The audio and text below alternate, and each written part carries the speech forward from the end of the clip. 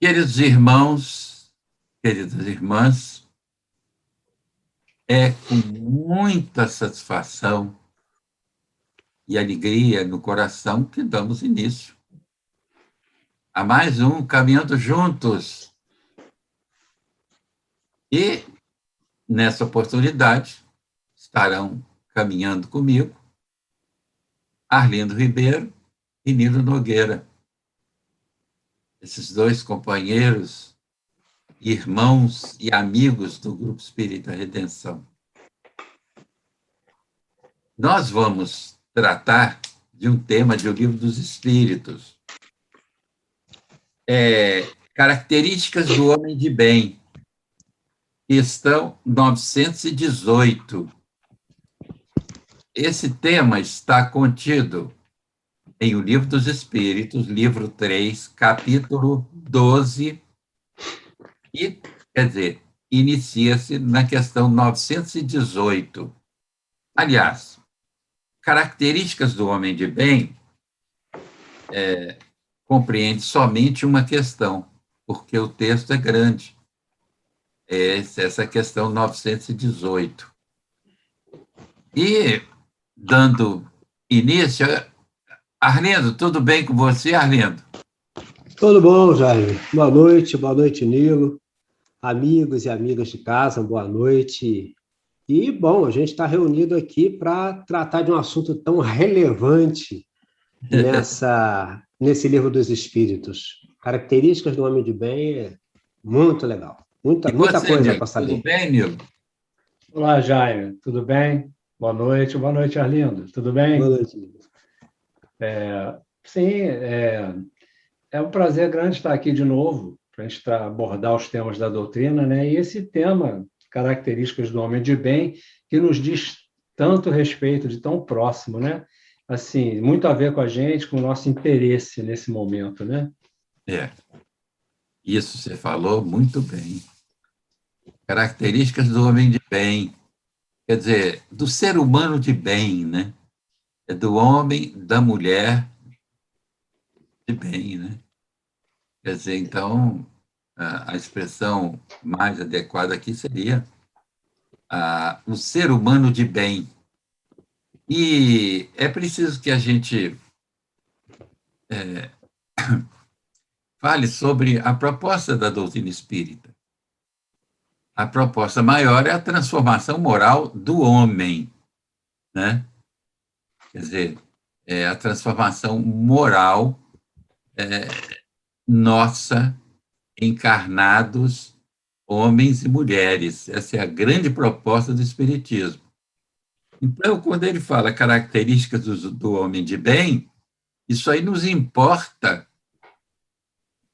porque são aquelas características que vão constituir o verdadeiro homem de bem, e que nós estamos em busca de chegar lá, né? Nós estamos procurando, trabalhando, estudando, vendo, vivenciando experiências importantes, observando as instruções genuínas de Jesus de Nazaré, e observando a filosofia e a moral do Espiritismo, e também a prática do Espiritismo segundo a proposta do fundador, do organizador da doutrina espírita, Allan Kardec. Bom, então vamos lá, questão 918. Dessa vez nós vamos começar pelo Nilo. Por que sinais se pode reconhecer num homem o progresso real que deve elevar o seu espírito na hierarquia espiritual? Quer dizer, uma pergunta importantíssima, né? A resposta: o espírito prova a sua elevação quando todos os atos de sua vida corpórea, é bom entender isso, né? Representam a prática da lei de Deus e quando compreende antecipadamente a vida espiritual. Olha aí, hein? muito importante isso, hein? Os espíritos responderam a Kardec, aqui, Nilo, que o espírito prova a sua elevação quando todos os atos de sua vida corpórea, quer dizer, aqui. Vamos lá, Nilo. Bom, essa resposta ela é assim a síntese, né? Seria assim, o exemplo máximo que nós teríamos aqui disso foi Jesus para nós, né? Quer dizer, o espírito prova a sua elevação quando todos os atos de sua vida corpórea representam a prática da lei de Deus, ou seja, ele consegue viver em sintonia com as leis de Deus, né? Então, assim, isso é o exemplo máximo, isso é o que se espera, para onde nós estamos indo, né? E estudar isso aqui, estudar a doutrina, essas questões que traz para a gente pensar, é o que nos ajuda a entender esse trajeto, esse objetivo a ser alcançado, né? E eu destaco aqui um ponto, o finalzinho da resposta, quando compreende antecipadamente a vida espiritual. Isso. Quer dizer, sem isso não tem como a gente conseguir ter. É muito difícil, até talvez, né? Não sei, eu acho que um homem que não tem espiritualidade, não precisa ser espírita, mas que não compreende, não tem espiritualidade, eu acho difícil estar em sintonia com as leis da vida, né? Então, assim, compreender antecipadamente a vida espiritual. Eu acho que é o grande recado, a gente sempre toca nesse ponto aqui, né? O grande recado da doutrina espírita, nos despertar para isso, para a vida espiritual. Eu entendo que, Nilo, esse compreender a vida espiritual é aceitar a imortalidade, a sobrevivência, né? É por aí. Eu concordo, Porque eu acho isso. todas as religiões falam na imortalidade, na sobrevivência. Elas se diferenciam como se vivencia essa imortalidade, essa sobrevivência, né? Quer dizer, elas se diferenciam aí na proposta da vida futura, da vida espiritual, né? Mas agora vamos lá, Arlindo, o que você acha? Eu faria o seguinte: pegar esse finalzinho que vocês já burilaram de alguma maneira, para nos lembrar, todos nós, de casa, os amigos, companheiros e companheiras que nos ouvem, nos assistem nesse momento, a importância disso. Porque, assim, quando compreende por antecipação a vida espiritual, legal isso. Aí o Jaime e Nilo já falaram dessa questão e já me coloca essa coisa interessante. Que veja, todas as religiões já pensam nessa proposição. Todo mundo tem certeza que tem uma outra vida, não é? Então, a nossa questão, então, se atém a algo grave, muito grave, e que até os espíritas, de alguma sorte, perderam um pouco essa referência. E que referência é essa? Existe uma vida depois? Existe. Mas essa vida não é em algum lugar. Essa vida é numa determinada situação moral na qual nós vamos nos encontrar depois. Porque todas as religiões, embora falem de uma outra vida, a gente sempre localiza. Umas que tem o inferno, que tem o céu, o espírita que tem o umbral e o nosso lar e coisas do gênero. E a gente esquece que esse outro lado da vida, onde nós vamos nos encontrar, ele tem um caráter absoluta e eminentemente moral. Eu estarei nessas ou naquelas condições na minha intimidade. É a minha intimidade que vai estabelecer isso. Por isso que ele fala de se construir no plano de encarnado. É aqui que a gente constrói e vivencia e aprende para que a gente, quando parte para outra vida, a gente não vai para o nosso lar, a gente não vai para onde quer que seja, a gente está, porque quem está sou eu, espírito. Esse corpo deixa de existir. Quem continua vivendo sou eu. E eu estarei pleno ou não. Isso a gente não pode perder de vista.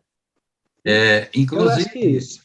A vida espiritual é um resultado da nossa vivência aqui como encarnados, né? Ela vai ser um resultado. Às vezes as pessoas ficam imaginando sobre a vida espiritual, né? Há certas proposições dos espíritos para a vida do mundo espiritual, eu acho que complicam mais a situação, que as pessoas ficam apegadas àquele retrato proposto pelo espírito com relação ao que acontece do lado de lá.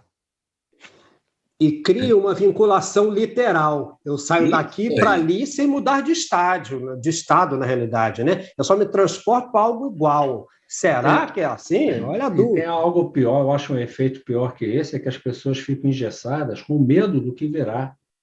É. Então passam a agir de um modo querendo adivinhar ou querendo fazer o certo. Eu não posso errar, eu tenho que estar sempre dentro do que é correto, e as pessoas ficam com medo de viver. Eu acho que isso está, né? Agora, completando isso que o Arlindo colocou, tão importante isso, é que quando você considera a vida espiritual, né? Viver aqui considerando antecipadamente a vida espiritual, a vida na matéria, ela ganha uma outra dimensão. Você começa a se relacionar com a vida de uma outra maneira. Essa é a função da doutrina, quer dizer, a função não, mas a doutrina espírita, além de tantas coisas, veio nos alertar para isso. Olha só, gente, o futuro é lá, não é aqui. A realização é lá, não é aqui. Preste atenção. Cuidado, né? A Estamos verdadeira aqui, vida é lá, né? é lá, estamos aqui, precisamos passar por aqui, sim. Mas olha lá, não esqueçam daquilo ali. É para lá que a gente está indo. Então, preste atenção. Então, isso muda a nossa relação com a vida material, traz outras implicações aí. Eu acho que isso é que é a chave, isso é que é o extremamente importante, como o Arlindo estava colocando, nessa questão aqui. É isso, é estarmos atentos a isso. Saber aqui o que buscar, como levar as coisas, como entender a importância das coisas, cada coisa no seu devido lugar, com vistas à vida espiritual. Eu acho Isso. que isso é. E agora nós vamos, porque Kardec colocou aqui vários itens sobre o homem de bem. Leia-se, como eu já disse, ser humano de bem, né? Mas eu vou continuar lendo o que está escrito, porque é a obra do codificador, né? Codificador, aliás, essa palavra às vezes me incomoda. Eu prefiro às vezes chamar organizador da doutrina, fundador da doutrina, mas essa palavra de É tão codificador, reducionista, né? É tão hein? reducionista. É Pois reducionista é, demais. reduz demais. E você que estuda a revista espírita, você vê ali o que Kardec fez. Espera aí, ele não foi um simples compilador das instruções dos espíritos, não. Ele pesquisou, ele trabalhou, ele correu atrás, ele perseguiu o fenômeno nas suas diversas nuances para descobrir se havia fraude, como é que esse fenômeno ocorria. Quer dizer, não foi um simples compilador das instruções dos espíritos, não.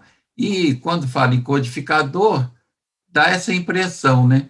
Ele simplesmente deu código, né? Deu códigos às instruções dos espíritos, né?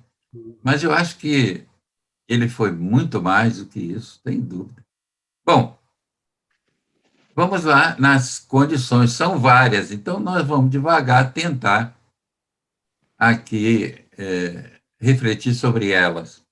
Primeiro, ele diz: o verdadeiro homem de bem é o que pratica a lei de justiça, amor e caridade na sua maior pureza.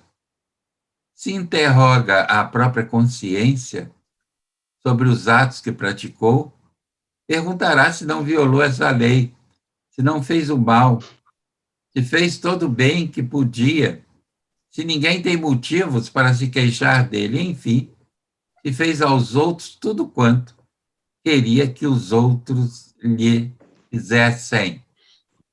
Agora é o Arlindo, né, Arlindo?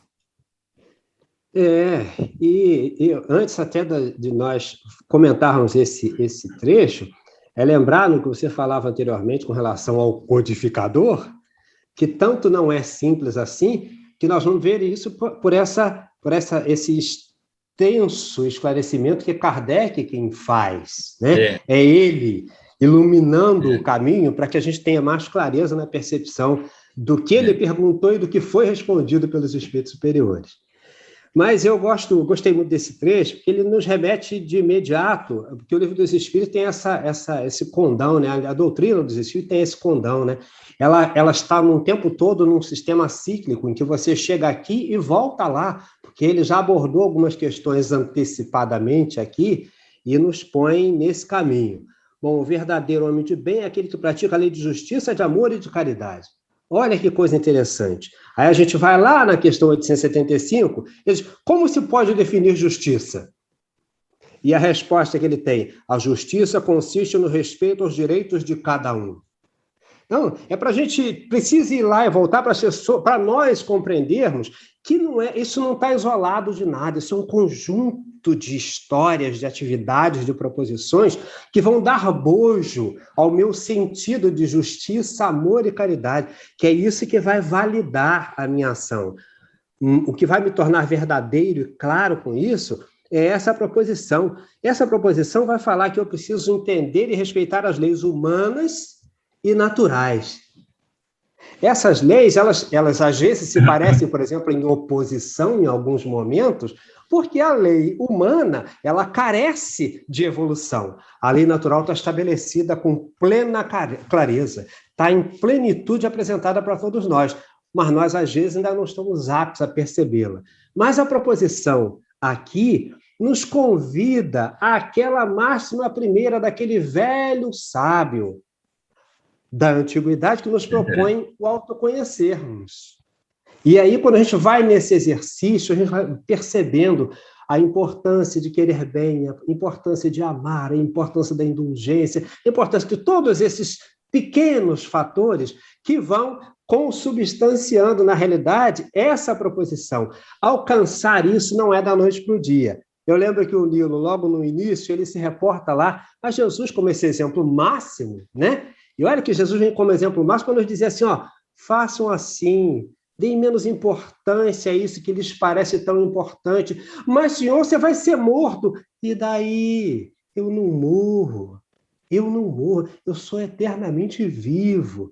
Eu valho mais do que isso, eu estou para além disso e vocês também. E a gente precisa ouvir que a gente está para além disso. Mas para estarmos conscientemente, nós precisamos começar a fazer valer esse respeito à lei de amor, justiça e caridade, executando com o outro. Perguntar, se interrogar sua consciência sobre os atos praticados, perguntará se não violou essa lei, se não cometeu nenhum mal. Então, o que nós somos convidados a fazer? É nos olhar o tempo inteiro, a todo momento, fazer essa verificação. Ninguém vai ficar doente durante todo o dia, mas vai chegar ao final do dia na proposição agostiniana e verificar como é que eu tenho agido, porque o que faz a nossa mudança é identificar. Eu identifico o meu problema, eu tenho esse defeito, eu tenho essa dificuldade, eu tenho essa amarra, preciso trabalhar para desamarrar. Quem pode fazê-lo? Eu. A gente pensa na casa espírita, o Jaime pode desfazer as minhas amarras? O Nilo, o benfeitor da casa? Não, só eu. Só eu posso. Eu preciso tentar, eu preciso insistir nisso para conseguir conquistar isso. Porque essa conquista é só minha, ela é individual. Ela vai ecoar no coletivo, ela vai rebombar no coletivo, mas ela é só minha. E a gente veja não bem, perder isso. para a doutrina espírita, Jesus é o modelo a ser alcançado por nós e guia da nossa humanidade, né? E considerando isso, e o que o Arlindo acaba de dizer, é muito importante a avaliação que nós devemos fazer diariamente das nossas atitudes, né? Dos nossos pensamentos, dos nossos atos, né? dos nossos sentimentos. É preciso que nós estejamos sempre avaliando a nossa vida na relação com Deus, com o próximo e conosco mesmo. E você, Nilo, o que diz? Pois é, quando a gente lê essas lições aqui, é claro que a gente precisa entender que ele está dando aqui o roteiro, né, dizendo do que se trata um homem de bem. Ele aqui está falando em termos ideais, né? Como deve ser um homem de bem integralmente.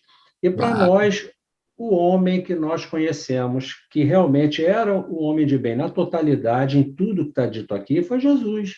É, Ele era isso, ele era, como você disse, Jaime, o nosso exemplo de homem de bem, né? Que assim, que realmente observava todas as características descritas aqui. Ele reunia isso tudo e outras tantas que a gente nem chegou a conhecer, né?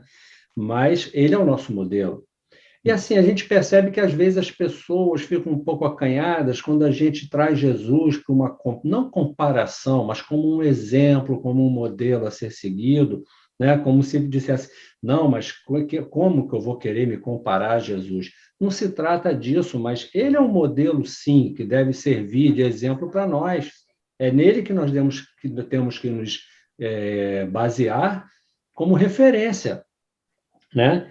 E é engraçado que aqui está muito próximo, esse parágrafo está muito próximo do item que vem a seguir, que é o conhecimento de si mesmo, como o Arlindo colocou, né, do Agostinho, que fala disso, de você se perguntar, né, como é que está sendo essa nossa condução em meio às questões da vida, aos problemas, às dificuldades, como é que eu estou me saindo, como é que eu estou, o que é que eu estou, né? Porque não basta a gente estar de acordo com a lei humana, como o Arlindo bem colocou. A claro, lei claro. humana é um norte para nós nos entendermos aqui, mas o nosso acordo maior é com Deus e com Jesus. É isso que a gente não pode perder de vista, é a nossa consciência. Tem Isso, coisas que a lei não abrange, não alcança, né? Mas a nossa consciência alcança. Nós sabemos como estamos nos conduzindo. Então, é a isso que se refere. Precisamos estar atentos a isso. isso. Ô, Nilo, foi por isso que eu disse que Jesus é o modelo a ser atingido, né? Isso. Como diz a doutrina, e o guia da nossa humanidade. É. E penso eu que é um pouco de infantilidade eu achar que eu, ou um de nós, possa agir como agiria Jesus. Em alguns momentos eu até entendo, mas plenamente não é possível. Não é, Agora, claro, não. veja o que é um mestre.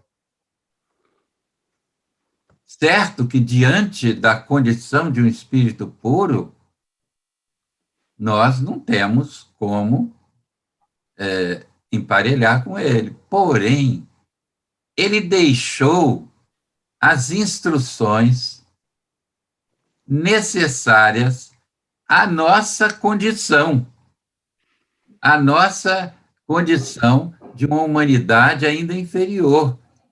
As instruções que ele deixou, sim, todas elas são para que nós nos tornemos pessoas de bem. E elas são todas possíveis de serem realizadas por nós. Fazer pelo outro aquilo que queríamos que fizesse por nós. Fala, Arlindo.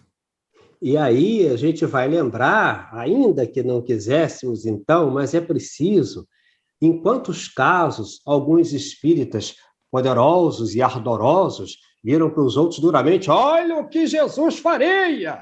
Como se ele mesmo já tivesse aptidão para tal. E colocando o outro numa saia justa absurda, já que nós não estamos Isso falando de mesmo. seres perfeitos nesse planeta, né? Então, Mas é isso é a mesmo. falta de piedade, a falta de amor ao próximo no pleno sentido da palavra. E tem o oposto também, né, Arlindo? A pessoa, mas Jesus era Jesus, quem sou eu para querer? É a Então, fuga, eu é a não me fuga. esforço, eu me acomodo na minha pequenez, porque não, afinal de contas, eu nunca vou chegar. aos pés, não posso me comparar. Então, tem o oposto também, né? Que São dois extremos, porque são dois extremos, né? Não há dúvida. Bom, vamos continuar. O homem de bem, imbuído do sentimento de caridade e de amor ao próximo, faz o bem pelo bem, sem esperar recompensa, e sacrifica seus interesses à justiça. Agora é Nilo, né? Nilo. Quer dizer, imbuído do sentimento de caridade e de amor ao próximo, faz o bem pelo bem, sem esperar recompensa e sacrifica seus interesses à justiça. Pois é, esse imbuído do sentimento de caridade e de amor ao próximo, fazer o bem pelo bem, sem esperar recompensa, já está lá em Jesus. Mas se você já está atento à vida espiritual, se você, de antemão, já está pensando na vida espiritual, isso aqui é a diretriz, né? A gente precisa estar atento a esses detalhes, como está sendo a nossa condução, da condução da nossa trajetória aqui na matéria, né?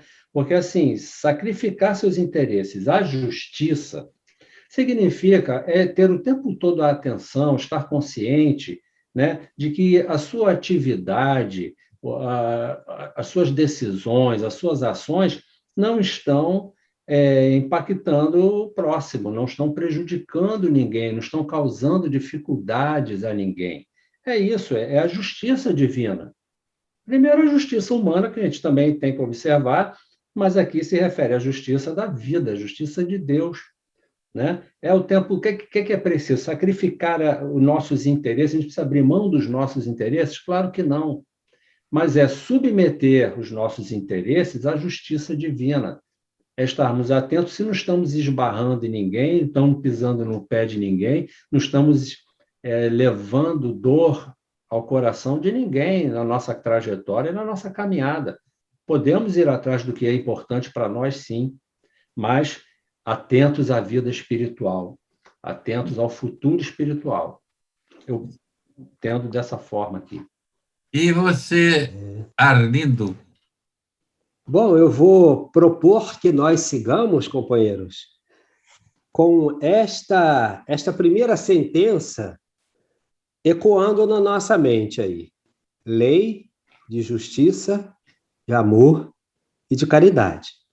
E aí, quando faz-se essa proposição, quando faz esse esclarecimento aqui, ele vai falar que o homem possuído desse sentimento de caridade e de amor.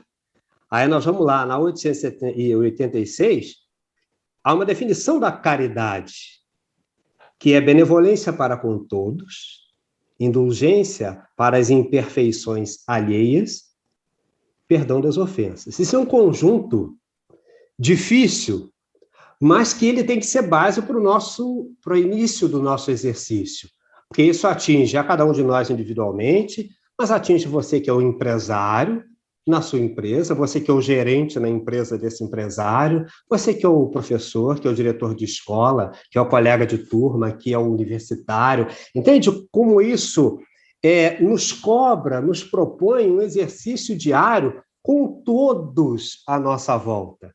Porque esse exercício ele não pode deixar de ser executado, tentado, pelo menos por nós, com clareza durante todo o tempo. Porque vai dizer lá, de amor e de amor ao próximo, faz o bem pelo bem. Então, fazer o bem pelo bem já é uma coisa difícil, não é? A gente nunca faz muito bem pelo bem. Faz o bem porque, fazendo bem para o Jaime, ele amanhã pode me auxiliar também. Ele pode quebrar o galho, uma mão lava a outra. Então, a gente vai muito mais nessa troca do que em fazer o bem pelo bem. Porque fazer o bem pelo bem é não ter interesse no retorno desse bem. Isso é um exercício difícil ainda para nós, mas que nós precisamos tentar ir nos ajustando a essa lógica de Jesus, que essa lógica é da prática do Cristo, né? De Jesus, melhor dizendo, do Senhor Jesus.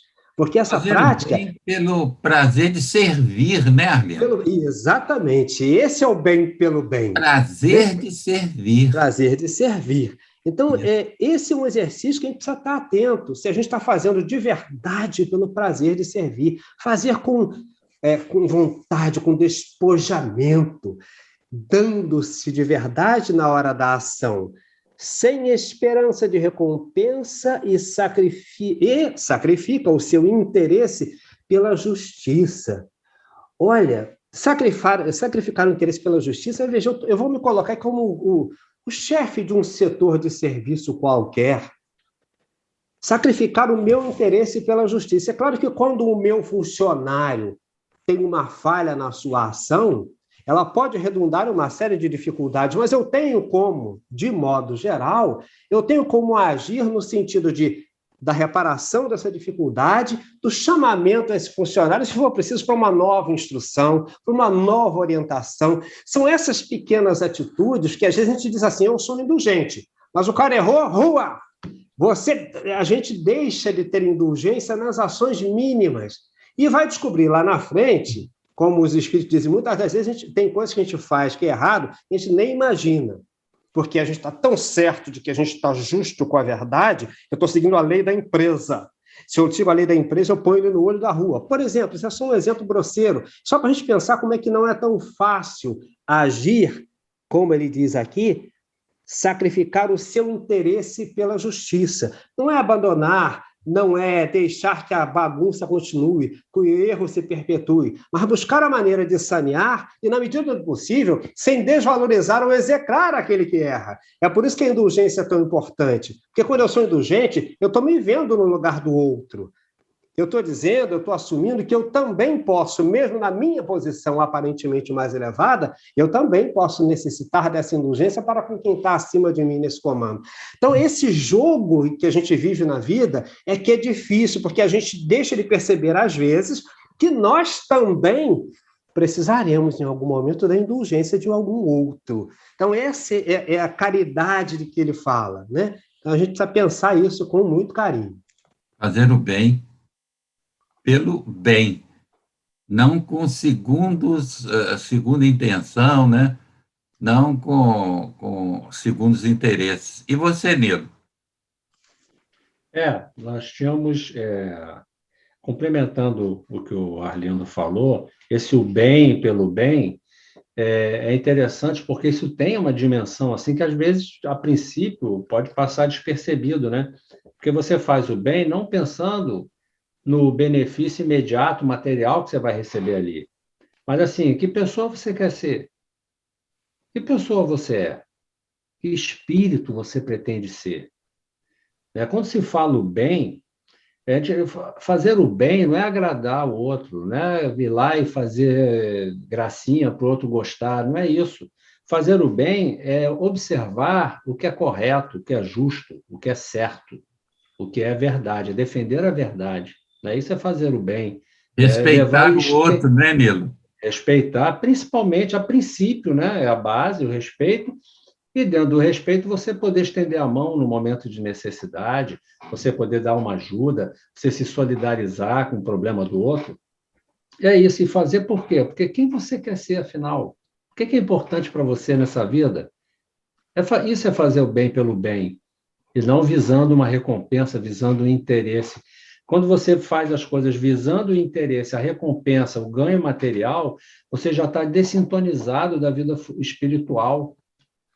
Você já cortou a ligação. Então, tentando lembrar aqui, né, estar vivendo aqui na matéria, mas focando com objetivo, com vistas ao futuro como espírito, né?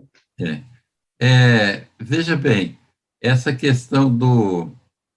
Existe uma coisa que fica praticamente automatizada no nosso modo de falar, né? Daí vem o racismo estrutural, vem uma porção de coisas estruturais que a gente não pensa, né?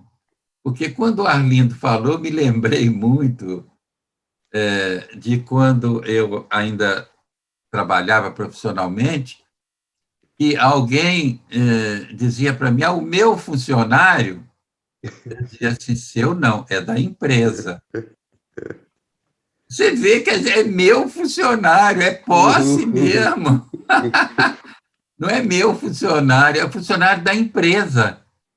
Eu estou. A empresa pode ser até minha, mas ele tem que seguir as leis trabalhistas, ele é funcionário da empresa. Ele não é Ele não é funcionário. funcionário da pessoa física, né? Isso aí. Ele é funcionário da pessoa jurídica. Mas aí o meu funcionário, aí a gente vê, né, a prepotência, o poder, né, A falando certo alto, né, ponto, meu? é uma ingenuidade, né, Jaime, da pessoa, porque assim, é muito bom você, né? Nossa, eu tenho um cargo, eu sou chefe, olha, os meus funcionários. Ele fala isso, enche a boca para falar isso, mas ele não pensa que junto disso ele traz uma responsabilidade imensa com essas pessoas. Isso, Ele isso, só se pensa na vantagem, no lado, né, de ficar bem na fita, que eu sou o chefe, olha só, tenho 10 funcionários sob a minha, né, ali e tal, mas olha a responsabilidade, isso é responsabilidade, gente, né? é, Isso é responsabilidade. isso. Agora, continuemos. O homem de bem é bondoso, humanitário e benevolente para com todos, porque vê irmãos em todos os homens e irmãs em todas as mulheres, né? Sem distinção de raça nem de crença. Agora é o Nilo. Acho que é o Arlindo, né? É Sou eu? Arlindo? Sou eu. Quer ver, eu fico aí a gente volta, isso acaba ficando muito atual Arlindo, demais. eu acho Oi. que esse item aí dá um pouco para a gente contextualizar, considerando Pois é. a falta de senso humanitário que vige Pois em nosso é. país, né? Aí a gente vai lembrar necessariamente que nós estamos no maior país cristão do planeta, no maior país espírita do planeta, e tanta coisa eta, e a gente está jogando tudo fora, porque, veja que coisa, será que esses caras vão ouvir isso e não vão nos tirar do ar? Veja bem, ele é bom, humano e benevolente para com todos, isto é, terrível para aqueles companheiros e companheiras, porque vê irmãos em todos os homens, sem exceção de raças ou de crença. Caramba, como é que vai ser isso? Já que nós temos até espírita nesse bojo enlouquecido desses racismos todos, dessas fobias todas que viraram moda e que todo mundo está assumindo com muito descaramento, com muita desfaçatez, de alguma maneira, e que tem ferido tanto a sociedade, né? Tem ferido tanto a sociedade, esses cristãos especialmente, né? Porque, na realidade, o exercício tem sido praticado por cristãos, pessoas que batem no peito e juram que amam o tal do Jesus. Está muito difícil. Está muito difícil. Então, se essas pessoas, e aí especialmente os nossos queridos companheiros e companheiras espíritas, voltarem ao livro dos Espíritos, lerem aqui nesse livro terceiro, nesse capítulo 12, se não nos falha a memória, não é isso? É o capítulo 12 que nós estamos, exatamente. E ver aqui caracteres do homem de bem e encontrar esta pérola, as pessoas vão ficar meio encabuladas. Vai ver até que vão dizer que o Kardec é da esquerda ou comunista, porque para dizer uma coisa dessa, respeitar sem exceção as raças ou as crenças, caramba, ver irmãos em todos os homens e mulheres sem exceção. Rapaz, eu não sei como é que vai ser isso não, estou torcendo, que eles leiam, reflitam e nós possamos juntos daqui a algum tempo dizer, eu estava enganado, vocês tinham razão, Kardec estava certo, porque está difícil de ver isso no nosso momento, né? No nosso momento. Verdade que tem um lado bonito da sociedade, especialmente da sociedade brasileira, que são aqueles que vivem nas comunidades, e até que não vivem, mas que estão solidários com quem sofre a dor, que estão indo para as ruas, que estão fazendo, de fato, estão tomando atitudes maravilhosas para minimizar as dores alheias, né? Mas, em compensação, nós temos aí um grupo nefasto, embora pequeno, mas muito bulhento, que tem conseguido fazer muito mal, conseguido causar muito mal à sociedade como um todo, porque essas vibrações desse tipo ferem a todos os corações com um mínimo de sensibilidade e de amor, né? Então, vamos torcer para isso mudar. O estudo da Revista Espírita é que a gente conhece o verdadeiro Kardec, né? E que senso de humanidade tinha aquele homem. É uma coisa extraordinária, né? E não é um senso Era forçado, é um senso de humanista humanidade ele. claro, tranquilo, sereno e Isso, muito límpido. É isso, colocado sempre com muita clareza. isso. E você, Nilo? Essas orientações, essa descrição do homem de bem, né? Ela vem muito assim na sintonia, muito ao encontro das lições de Jesus.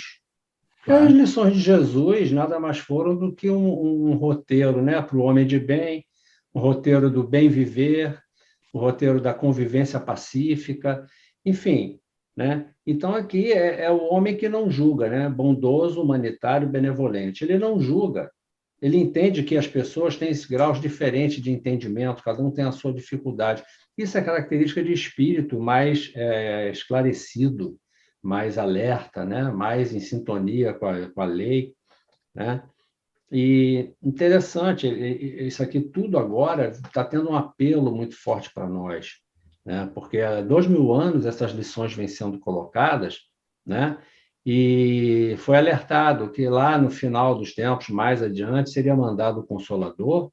E me parece, se a gente começa a estudar com mais calma, a gente vê que a ordem do dia é essa. Nós estamos começando a entrar numa fase de mudança do planeta em que a característica desse planeta vai ser essa, do homem de bem.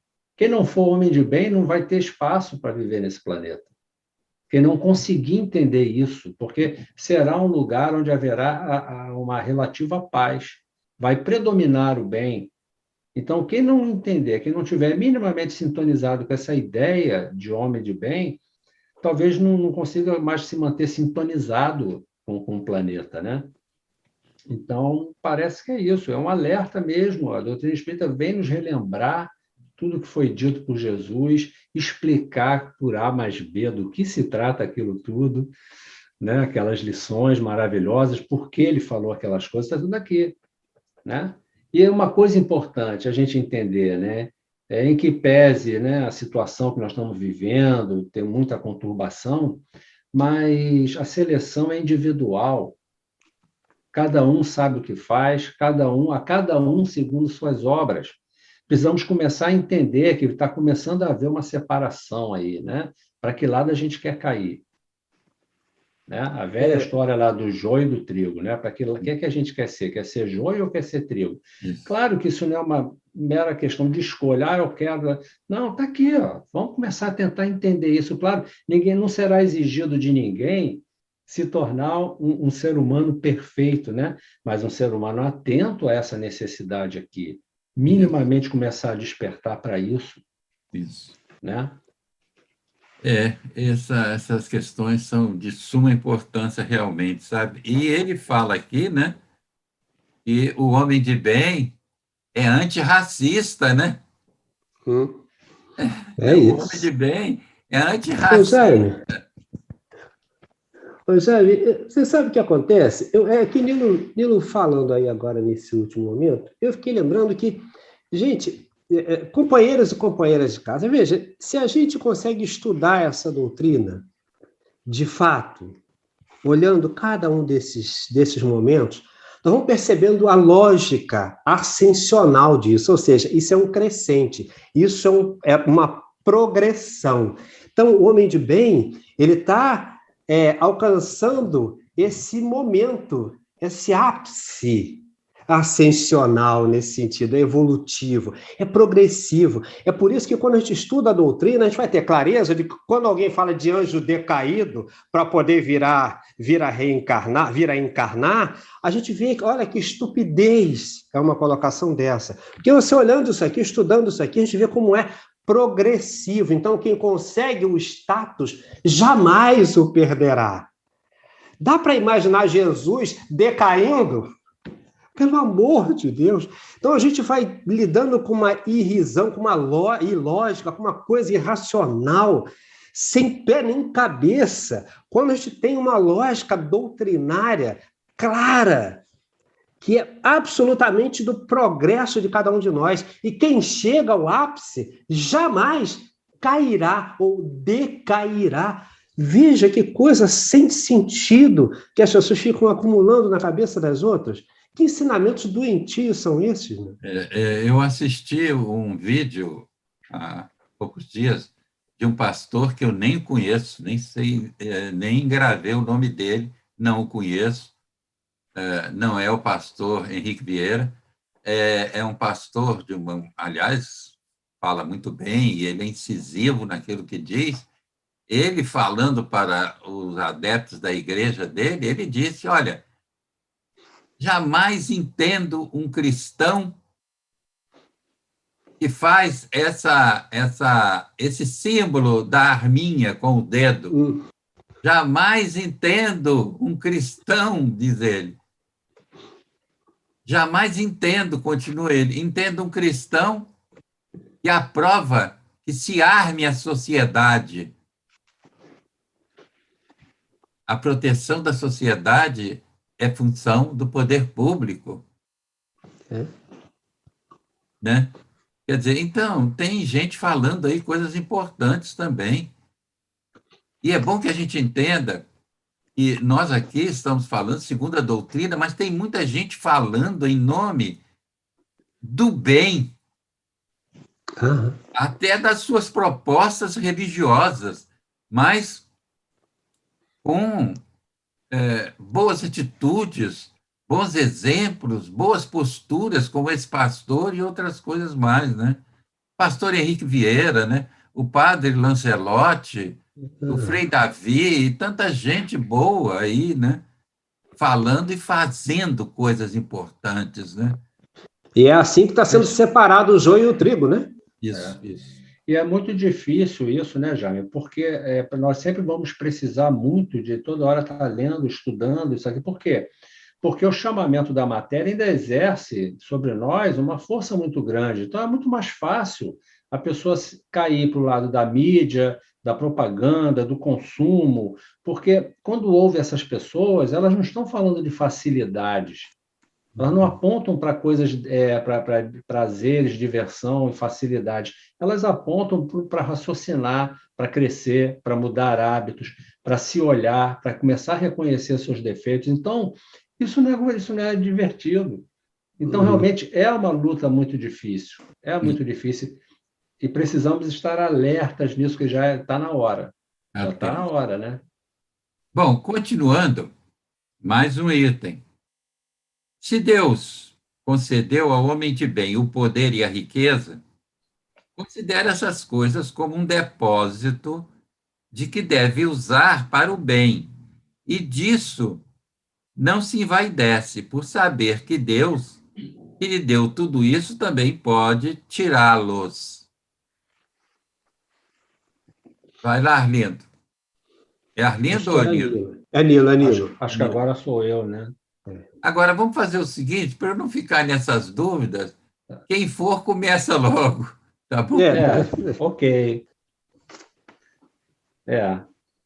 Aqui, a responsabilidade, né, que a gente estava falando, né? Se Deus lhe concedeu o poder e a riqueza, considera essas coisas como um depósito de que deve usar para o bem. E disso não se envaidece. Aqui, disso não se envaidece. Realmente, nós precisamos dessas coisas. Precisamos do presidente numa empresa, precisamos de um governador, precisamos de um prefeito, precisamos dos diversos cargos que organizam o funcionamento das coisas. Isso é necessário. O problema é a vaidade, né? A gente resvala para o que aquilo me confere de distinção social e de vantagens e favores. Então, esse está sendo o grande mal, o grande problema, né? Porque você trabalhar honestamente, você abraçar uma responsabilidade maior com isso, lógico, obviamente, você tem talvez alcance patamares de salário maiores pela responsabilidade que é aquilo, Isso faz parte do crescimento, faz parte do aprendizado, do aprimoramento como encarnado e como espírito também. Porque você vai se deparando com novas situações, novos tipos de enfrentamento, níveis de problemas e tal. Agora, o problema é você se basear nisso para querer uma distinção em relação às outras pessoas, se achar melhor do que alguém por causa disso. Isso. Esse é o grande engano que a gente comete, né? Que a gente cai. Né? É a coisa material servindo como parâmetro para medir as pessoas. Então, esse é o grande engano. E eu vejo aí a questão do poder também uma coisa muito séria, sabe? Porque essa questão do poder, Deus lhe concedeu o poder e a riqueza, considera essa coisa como um depósito, é transitório, tudo isso é transitório. E, olha, tem um ditado que diz: quer conhecer uma pessoa, dê poder a ela. E realmente, olha, Essa é a maior verdade. é aí que a gente vai conhecer realmente a intimidade de determinadas pessoas, é quando se dá poder a elas, né? E só para fechar, se referindo ao homem de bem, claro, né? O homem de bem, que está, vamos dizer, ligado, antenado na questão da vida futura, da vida espiritual, ele sabe, como o Jaime acabou de dizer, ele sabe que os bens materiais são transitórios, são transitórios. Não é ali que está a resposta da vida, a felicidade, a realização, a paz no coração, a paz de consciência. Não é ali. Então, ele sabe disso, o homem de bem, né? E essa é a diferença. Isso. Vamos lá, Arlindo. Agora, nesse item, algo extremamente interessante, porque nós vamos ter duas situações interessantes e diferentes ao mesmo tempo, né? Porque ele diz assim: se Deus lhe concedeu o poder e a riqueza, e aí nós temos primeiro duas questões. A primeira é como é que se trata de Deus aqui, porque às vezes o sujeito supõe, porque ele trata desse Deus antropomórfico, que ele busca nas suas religiões para o progresso, para a riqueza, para isso e para aquilo, e ao conquistá-las, ele diz: eu não devo nada a ninguém, eu devo a mim, porque o meu Deus, que esse é só meu, ele me fez esse caminho de riqueza. Então, há uma mistura, um equívoco nesse entendimento. E outra coisa é aquele que não acredita em Deus. Então, ele chega lá e diz: o problema é meu, eu que conquistei, é mérito só meu. Porque essa relação, a questão toda é a gente, num grande número de vezes, a gente acha, porque as pessoas, de um modo geral, eu tenho a impressão que elas supõem que Deus não se mete em nada disso, que ele não sabe de nada disso. Então, quando eu conquisto lá o meu poderzinho, por exemplo, é porque eu articulei minha rapaziada, articulei o poder que eu conheço as pessoas, eu transito nisso, eu pago uma série de questões e consigo alcançar esse poder. Isso dá a esse homem, de modo geral, a ilusão de que não foi Deus que lhe concedeu. E é isso que é interessante, que, na realidade, tudo que nós conquistamos, dessa ou daquela maneira, é porque ele permite que nós chegamos até ali. Porque nesse conseguir, nós vamos aprender alguma coisa, nós vamos ter a possibilidade de criar coisas boas ou ruins. O livre-arbítrio vai ajudar, vai agir aí. Agora, é sempre permissão de Deus. Essa aqui é a questão que não fica muito clara para a cabeça dessas pessoas que buscam avidamente o poder e a riqueza. Porque quando elas conquistam, elas têm certeza que burlaram, inclusive, a vontade de Deus. Olha, eu vim de baixo, eu fiz, e eu conquistei. E isso faz uma coisa orgulhosa e poderosa, e é quando a gente não tem a absoluta noção de que Deus é o Senhor da vida, Ele é o Senhor do universo. Tudo que está aqui e ali pertence a Ele. Então, tudo que eu tenho é concessão, é permissão, é doação dele. Embora a gente suponha que, pelos descaminhos que a gente criou, a gente burlou essa divindade e tomou para si porque é de direito. Olha, esses equívocos que vão se repetindo vão trazendo muitos males para o próprio, e quanto se reflete na sociedade por conta dessa ânsia de poder, né? Então, é disso que eu queria falar um pouco, porque a gente vê muito isso, né? Somos simples usufrutuários de tudo aquilo que temos, né? E achamos Vamos, que é... vamos descobrir isso depois, a duras penas. É. Agora, vamos à seguinte, que é muito interessante também. Se a ordem social colocou outros homens sob a sua dependência, trata-os com bondade e benevolência, porque são seus iguais perante Deus. Usa da sua autoridade para lhes levantar o moral, e não para os esmagar com o seu orgulho. Você até falou disso ainda agora, né, Jaime? A questão do poder na mão da gente, de um modo geral, cria muitas dificuldades, porque assim que a gente se senhora de algum poder, aquilo de alguma maneira toma, parece que incorpora o verdadeiro eu e começa a fazer bobagem. Isso é difícil, é muito difícil. O bom desses caracteres do homem de bem, e ao longo do estudo da doutrina, a gente vai ouvindo, gente, eu nunca vou conseguir isso, né? Porque a gente acha que isso é mágico, e não há mágica, a questão é que não é mágico, a gente precisa exercitar todo dia. Porque como é que se pode pegar o poder, né? E como é que a gente pode não fazer mal com o poder? É procurar exercê-lo no dia a dia de forma adequada, porque em casa você tem um relativo poder. É o poder sobre a ordem da casa, sobre os seus filhos, e em alguns casos sobre a sua criadagem, sobre a sua passadeira, a sua lavadeira, etc. São poderes que se exercem. Então, quando a gente começa a exercitar nesse pequeno poder o desempoderamento de nós mesmos, aí a gente se habilita mais a, quando chegar a esses momentos mais graves, a gente está menos suscetível de assumir essa postura mandatária. Mas esse exercício ele tem que acontecer no dia a dia, porque no dia a dia nós temos esses poderes. Isso. Seja quando eu dirijo um ônibus, quando eu entro no ônibus e pago a passagem, você é o meu empregado. A gente cansa de ouvir pobre falando isso para o outro, né? Você é meu empregado.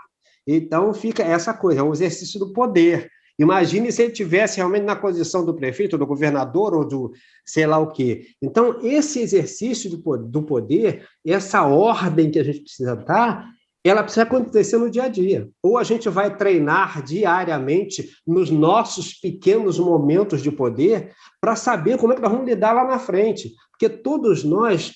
tem uma canção do Taiguara que ele diz num certo momento assim: só feche o seu livro quem já aprendeu. Só peça outro amor quem já deu o seu. Quem não soube a sombra não sabe a luz.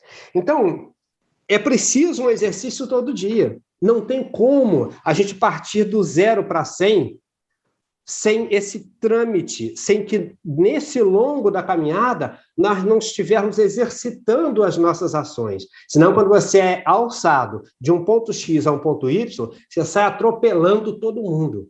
Então, esse exercício começa no mais rés do chão, no contato mais íntimo desde o seu núcleo familiar, para que a gente aprenda a lidar com isso que se chama poder. Eu acho que é uma tentativa que a gente deve fazer de melhorar. Fosse um pouquinho mais conciso, porque o tempo já está quase terminando. Então... Essa questão, veja bem, Arlindo falou numa coisa que eu acho de suma importância. Como é que nós estamos tratando aquela pessoa que trabalha na nossa casa? Essa pessoa é invisível para nós? A gente, quando chega em casa do trabalho e essa pessoa ainda está lá, a gente a cumprimenta. Quando ela chega, a gente dá bom dia, responde ao bom dia. Que relação nós temos? Porque está enquadrado aqui, porque quando fala nessa questão, se a ordem social colocou o homem sob a sua dependência, não é só os empresários, não. É o nosso dia a dia também, dentro de casa. Se tem pessoas sob a nossa dependência, como nós as tratamos? Como irmãos, como seres humanos, né? Fala, Nilo. Isso aponta direto para a questão da reencarnação, não é, Jaime? A gente estuda isso, mas parece que essa noção nos escapa, né? Parece que, por mais que a gente estude, a gente não consegue formar esse quadro, porque a vida é muito mais ampla do que esse momento que a gente está vivendo aqui. né? Nós estamos vivendo agora com certas pessoas, amanhã estaremos reencarnados num outro grupo de pessoas circulando num meio diferente. Então, a gente não sabe o que nos espera. Nós não devemos olhar para isso com medo e com prevenção. Oh, então, não, mas para entendermos que a nossa família é todo mundo. Não tem por que a gente fazer distinção, não tem por que a gente tratar com diferença. Por quê? Hoje estamos aqui, amanhã estamos lá. Depois estaremos ali, depois acolá. A gente não sabe o que nos espera. Quem é que sabe o que espera, o que nos espera no futuro? Você A falou bem, Nilo. reencarnação A está reencarnação aí, nos dá aí um bom nos dá isso. ingrediente para a gente avaliar isso com mais profundidade, A né? gente estuda isso toda semana, né? Assim, parece que essa lógica ainda não está muito clara, ainda não está muito. A vida, o planeta é o nosso lar, as pessoas são a nossa família, né? Então precisamos ter cuidado, porque hoje estão sob nossa dependência, amanhã podemos estar sob a dependência de outros, estaremos. Sempre na infância, quando reencarnamos, estamos na dependência de pessoas que nos eduquem, que nos criem. Isso. Isso é da vida, a toda encarnação isso acontece, né? Estaremos na dependência de pessoas tiranas, como fomos nós, né? Para aprendizado nosso, não é como aprendizado. punição.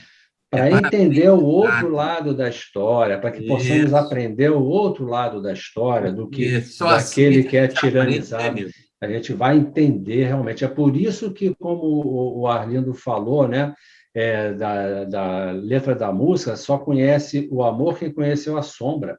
É.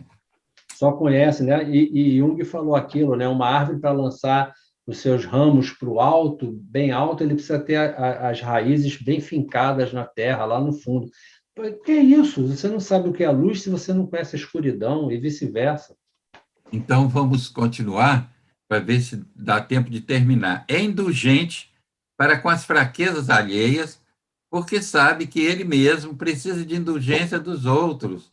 E se lembra dessas palavras do Cristo: aquele que estiver sem pecado, atire a primeira pedra. É Nilo, né? Arlindo, É Nilo, é Nilo? Bom, é aquilo que a gente está falando, né? Se repete, né? Quer dizer, ele aborda, ele vai abordando, vai contornando o tema, fechando de modo que fica assim muito claro. Ele vai nomeando as coisas e vai ampliando o panorama, a gente começa a entender, né? Em todos os pontos da vida, ele vai pontuando aqui, vai mostrando, né, a indulgência com as fraquezas alheias, né? Quem é que aqui na Terra já está pronto? Quem aqui já alcançou o que tem que fazer na vida espiritual? Estamos todos a caminho, estamos todos aprendendo. Se eu sou bom numa coisa, ainda sou atrasado em outra, e vice-versa. Meu irmão, ali ele é adiantado em alguma coisa, ele se adiantou mais em um setor das coisas, então ainda está atrasado em outro. Somos todos assim, né? É. E por isso a indulgência é necessária, porque eu vou precisar de indulgência com as minhas fraquezas, com as coisas que eu ainda não consigo entender, né? Isso. Arlindo, vamos passar para o outro item, para ver se a gente conclui. Não é vingativo. A exemplo de Jesus, perdoa as ofensas para só se lembrar dos benefícios, pois sabe que será perdoado na medida em que houver perdoado. E eu vou ler o outro também.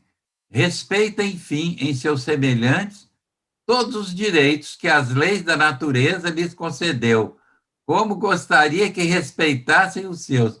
Veja bem, respeita em seu semelhante todos os direitos que as leis da natureza lhes concedeu. Olha aí o respeito à homossexualidade, à transexualidade. Olha o respeito às pessoas negras. Olha o respeito à diversidade, afinal, né? Fala, Arlindo. Enfim, ser, porque eu gosto muito desse trecho, porque esse trecho, aliás, ele se encadeia perfeitamente. Eu queria dizer a vocês que um dos exercícios que eu tenho procurado fazer nos últimos tempos, com muito afinco, com todos os aborrecimentos que surgem à volta, olhando notícias, etc., é isso. tentar não atirar a pedra, porque a gente está sempre, todo mundo no mesmo barco, com as mesmas dificuldades. A vingança a gente tem procurado abandonar de verdade, mas o mais grave disso é esse final, que é esse final que a gente precisa lembrar e fazer que o coração dessas pessoas, de alguma maneira, se toquem com isso. Esse respeito à diversidade. Eu sou. Você é branco, eu sou preto, o outro é amarelo. Eu não sou gay, o outro é.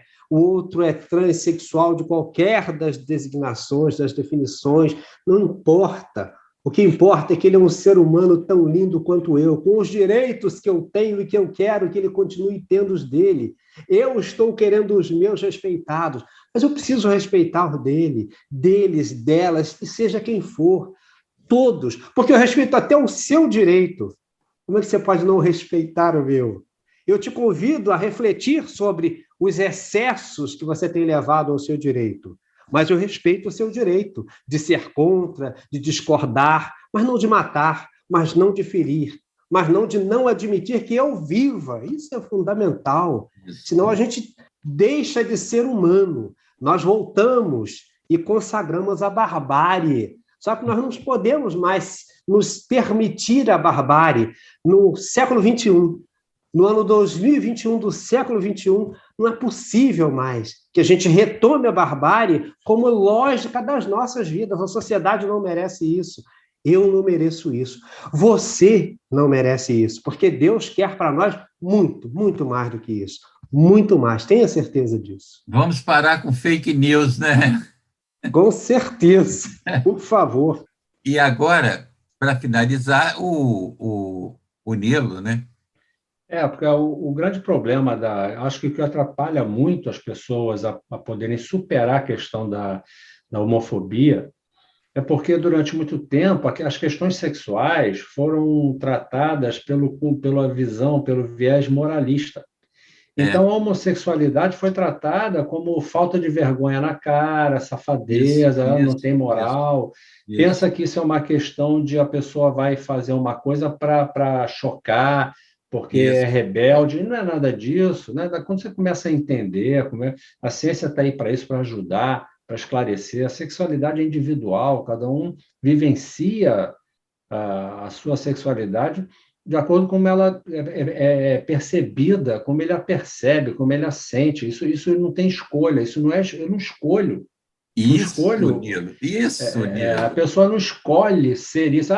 Qual é a sua opção sexual? Não é opção, você não tem opção. Você se percebe homossexual e você não escolheu.